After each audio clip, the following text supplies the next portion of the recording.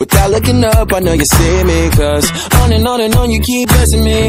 But on and on I keep worrying. Why I'm always running when you're telling me. Olá turma, tudo bem? Voltei aqui, pessoal, para fazer mais um vídeo para vocês de revisão, né, sobre transferências de calor, tá? Então é bem simples como é que funciona a transferência ou propagação de calor, porque de fato nós vimos um pouco também aí a diferença entre calor, temperatura, calor sensível, calor latente, né, quantidade de caloria, sobre também a questão da capacidade térmica, né, a curva, né, curva de aquecimento. Então agora nós vamos estudar com mais cuidado, tá, a transferência de calor, né, que vimos lá no ensino fundamental. Só que aqui vamos dar mais um aprimoramento nesse estudo, tá? A transferência de calor acontece, pessoal, de três formas, né, a condução, a convecção e a radiação térmica ou irradiação. Pessoal, na condução, nós temos qualquer material que ele pode ser aquecido, né? E aí, ao ser aquecido, cada partícula que compõe esse material, ele vai, de partícula por partícula, o calor que é emitido aqui, ó, passa de uma quantidade de calor quente, né, até a parte mais fria, né, do objeto. Então, vamos imaginar aqui uma barra de metal ou qualquer outro material que é um bom condutor térmico, tá? E a gente já vai falar sobre esses dois tipos, condutor térmico e isolante térmico. Então, aqui uma chama que está emitindo calor, a quantidade Q de calor, só que durante esse processo, né, essa barra inicialmente aqui vai aquecer. Logo após, por algum período, totalmente essa barra de ferro ou de vidro também, pode ser, ela vai estar toda aquecida. Por quê, pessoal? Porque nesse caso, o material é um bom condutor térmico, né, de calor.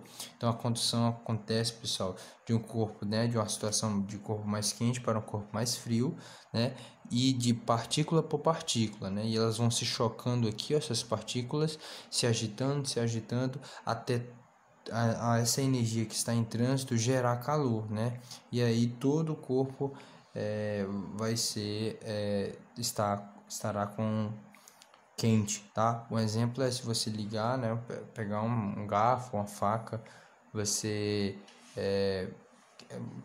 colocar próximo à chama do fogão, né, a boca do fogão, você vai ver que por algum período ali, alguns segundos, toda a parte metálica do cabo, né, que tem do garfo, da faca, ela vai estar muito quente, porque todas as moléculas começaram a se agitar e todas elas estão, no mesmo nível de agitação, e aí elas estão equilibradas, né, termicamente. Então, pessoal, na condução, nós calculamos essa relação dessas partículas por um fluxo, né? Existe esse sentido aqui que é o fluxo de calor, e a gente calcula ele pela quantidade de caloria que é fornecida pelo intervalo de tempo. Então, em determinado tempo, em segundos, nós temos a quantidade de também caloria que é fornecida. Podemos também relacionar joules por segundo ou watts, tá? O fluxo. Beleza. Pessoal, há também um fluxo da condução térmica, pessoal, em paredes, ou seja, em superfícies que possuem espessuras, tá? Piso, né, por exemplo, né, e aí outras aplicações na construção civil, entre outras partes, né, até no laboratório. Então, o fluxo entre paredes é representado também pela letra, pessoal. O fluxo também é representado pelo φ, né, ou F, que também é de fluxo, né, mas também na maioria dos casos a gente coloca o φ como representando o fluxo, tá, esse fluxo de calor. Que vai depender, nesse caso, em paredes, em superfícies, a área S, está representando a área, pessoal, da superfície em centímetro quadrado. Esse K, pessoal, está sendo o coeficiente de condutibilidade térmica, né? Que ele é calculado em caloria por centímetro de graus Celsius, tá? Então, esse K, pessoal, quando ele é alto, o material tem, né, grandes chances, ele é considerado praticamente um bom condutor térmico, tá? Agora, quando esse coeficiente, né, ele é baixo, a gente tem que ele não é um bom condutor, mas sim um isolante térmico, tá? Nesse caso, olha só como é interessante.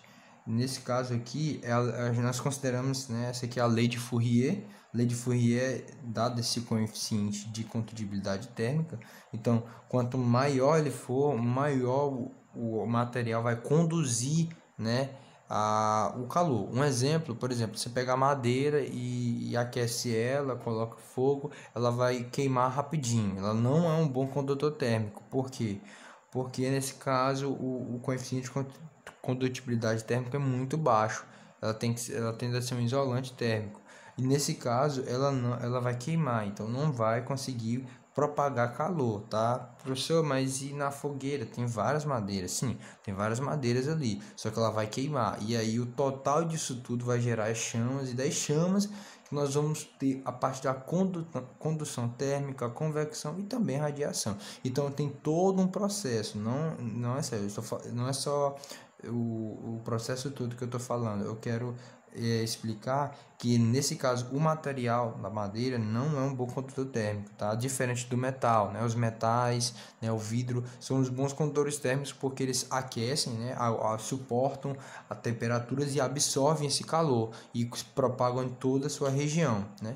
Então, tal que já existe até, né, panelas de vidro, né? A maioria dos vidros também para colocar em micro-ondas que resiste a radiações. Então, tudo isso, né, por que vocês perguntam por que algumas coisas são de vidro, outras coisas são só de metais? Por conta disso, porque ele tem maior capacidade de absorver energia, né? As panelas de aço, as panelas de metais, de ferro, de alumínio, tá? E aí, pessoal, esse ΔT é a variação de temperatura e esse Lzinho é a espessura que é a parede, o piso, né? A superfície que você está trabalhando, tá? A área, nesse caso, né? Essa de área, que tem que estar em centímetro quadrado, a espessura que é e ΔT é a variação de temperatura. Pessoal, então o fluxo, que é o φ também, é calculado pela caloria caloria por segundo, tá? É a unidade de medida do fluxo. Beleza? Então, nós temos essa representação somente da condução de calor, né? Muita coisa, né, pessoal? Mas vamos lá. Agora vamos para a convecção. A convecção é bem simples, tá? Não tem cálculo, mas tem teoria, né? Então, na convecção, eu tentei desenhar aqui um pequenininho, aqui uma geladeira, né? Que aqui em cima a gente sabe que é o congelador. E aí, na convecção, sempre o ar quente, pessoal, vai sempre para cima e o ar frio para baixo, tá?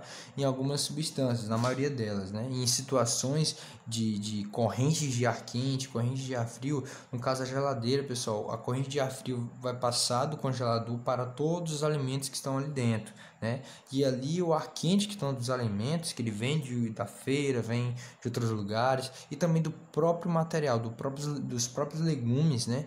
E dos próprios alimentos, eles têm uma quantidade de caloria, né? Então eles vão emitir essa caloria, esse calor dentro do congelador, dentro da geladeira, né? Então quando ele liberar isso, esse ar quente vai, claro, subir para cima e vai acontecer, né, essa troca, subindo o ar quente, o ar frio descendo. Então fica esse ciclo de convecção, por isso que chama convecção. Tá? Outro exemplo disso, pessoal, também nós temos a brisa, né, que acontece no litoral da maioria das regiões aqui no nosso Brasil. Por exemplo, durante o dia, né, o mar ele libera um ar frio, né, para a atmosfera, né, no caso para a parte, né, do ar, para o ambiente. E durante o dia, na areia da praia, ela emite, claro, né? Ela tem um coeficiente o calor sensível é muito baixo, bem menor que a da água. Isso facilita com que ela aqueça rapidamente e resfrie rapidamente. Então, por isso que nós conseguimos também andar nessa areia, né? Ela não só né, tem uma facilidade de absorver calor, mas também ela resfria rapidamente, tá? Em alguns lugares, né, você também tem, claro, de alta temperatura aí, né, a questão da areia está muito quente, tá? Porque de fato a própria condutibilidade, né, térmica da areia é muito baixa, o calor sensível é muito pequeno, tá? Então nós temos essa representação da brisa, que durante o dia o mar libera ar frio e aí a areia, com essa quantidade de calor que ela tem, ela vai liberar, absorve e resfria, ela vai liberar, né, o ar quente, né? E aí vai se formar em uma brisa, juntando-se essas massas de ar, empurrando essa brisa para o mar, tá? Durante a noite acontece o inverso, pessoal. durante a noite, né, esse ar frio que foi liberado pelo mar, ele é liberado durante o dia todinho, né, como a areia está aquecendo e resfriando, ela, quando chega à noite, não há variação de temperatura, então ela perde calor, como o calor sensível é muito pequeno, então ela vai o que? De fato, agora toda aquela parte ar fria, né, que vem do mar, ela vai absorver também e ela vai permanecer fria e gelada. E já o mar, né, ele vai receber uma brisa que vai empurrar de fato esse ar, né, esse ar quente, desculpa, esse ar quente que a própria mareia, né, absorver durante o dia e empurrar ele para o mar. E aí o mar, né, tem uma troca de calor, que aí você tem vários organismos que estão dentro do mar e eles vão liberar, claro, também quantidade de calor durante o dia. E aí agora, durante a noite, eles vão ser liberados mais facilmente, pessoal. Então, há uma convecção também, convecção de correntes de ar quente e ar frio, e no caso a brisa, né? Durante o dia. Por isso que é necessário a gente entender essas situações, tá? Então, pessoal, nessa questão da condução de calor e da convecção, nós temos uma tabela, tá lá no livro também de vocês, tá aí no livro, que é a quantidade, a questão do fluxo, né, de calor que nós vamos estar utilizando, tá? Tanto para convecção também, quanto para o fluxo de calor, tanto para a umidade relativa do ar, que é logo após que eu vou estar falando, tá? Pessoal, o próximo ponto é radiação térmica. Na radiação térmica, acontece que são ondas, né, solares, né, que são emitidas, esses raios solares são emitidos como ondas eletromagnéticas, ou seja, não depende de um meio para se propagar, né? Então essas ondas eletromagnéticas existem no vácuo, né? A onda eletromagnética ela consegue se propagar no vácuo. E aí as ondas vindo aqui do Sol, ó, em uma estufa, por exemplo, ou em um lugar, eles emitem raios solares, que são raios solares. Só que alguns raios, como o infravermelho, ultravioleta, né? O infravermelho é o que mais ele se transforma rapidamente, mais ainda, em raios térmicos, né? Já o ultravioleta, ele também emite, né, para térmico, porém ele demora um pouco, né, ultravioleta, só que ele é muito prejudicial em questão de radiações, né, influência em radiações e também câncer de pele. Então é uma questão mais de radiação ultravioleta. O infravermelho também, porém, só que o infravermelho ele é um tipo de raio solar, né, que ele se transforma rapidamente em uma onda, né, em um raio térmico, né, que aquece, que se transforma em calor. E aí aquece de fato as estufas, por exemplo, de alimentos ou de plantas que estão ali precisando de fazer fotossíntese, né, constantemente, precisam bastante, né, de luz e de fotossíntese, e então é tudo composto de vidro, e aí o vidro é uma parte que permite passar os raios solares, né, meio transparente, então também aquece, o vidro também recebe essa quantidade de calor, também aquece e ajuda também a manter esse fluxo de calor. Só que como as plantas liberam bastante oxigênio, pessoal, então elas vão estar ali tendo aquele ar bem puro dentro das estufas, tá? Pessoal, o próximo assunto que eu vou explicar é sobre a umidade relativa do ar. Então, para concluir, ó, radiação térmica, pessoal, radiação ou irradiação, né, é a quantidade, né, é a observação que a gente tem em relação à propagação de calor, que através dos raios solares se transforma em ondas de calor, né? Essas ondas, né, que a gente não vemos, né, que são as infravermelho, né? Por exemplo, se tem umas máquinas, né, e alguns sensores de infravermelho que, se for observar uma pessoa, né, próximo ao computador, vai observar que o ponto vermelho, né, onde tiver mais a cor vermelha, é o ponto onde que tem mais, né, temperatura alta, né? Então isso a gente não vê a olho nu, mas com raios, né, e sensores infravermelhos nós conseguimos ver, né? Então, por conta disso, pela radiação térmica, nós conseguimos mostrar com mais clareza e facilidade para estudos e também, né, claro, né, a gente se proteger, né, de várias coisas que pode acontecer para a nossa saúde. Pessoal, então vou mudar aqui a folha para a gente falar sobre a umidade relativa do ar. A umidade relativa do ar, pessoal, representa, né, a variação, claro, também de temperatura, tá? Então, vamos aqui, ó, um recipiente fechado, totalmente fechado, um líquido, e ele começa a ser aquecido. Quando ele começa a ser aquecido, pessoal, as moléculas de água, né, da substância também, elas começam a se agitar, né? Quando acontece isso, elas começam aqui, ó, a evaporar, entrar em estado de ebulição, e nessa parte superior é o vapor, né? Então as moléculas de vapor vão se chocando também. Como não tem nenhum lugar para sair, elas vão chocando-se, comprimindo, né? E há uma compressão, né? Uma pressão do vapor aqui, ó, do vapor da água, que também pode ir caindo nas paredes desse recipiente, ok?